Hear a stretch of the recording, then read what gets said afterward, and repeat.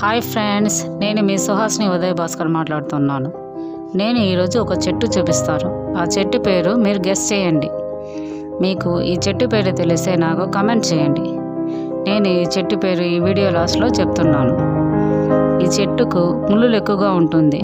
దాని ఆకులు కూడా ముళ్ళుగా ఉంటుంది. కాబట్టి మీరు సిజర్ తీసుకొని కట్ చేయడం మంచిది ఫ్రెండ్స్.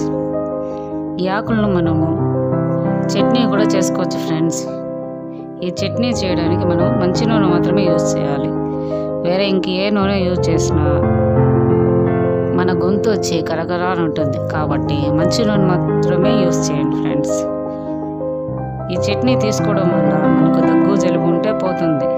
ఎక్కువగా కోల్డ్ కాఫ్ ఉంటే కూడా ఈ చట్నీ తినడం వల్ల మనకు దగ్గు జలుబు మాయమైపోతుంది.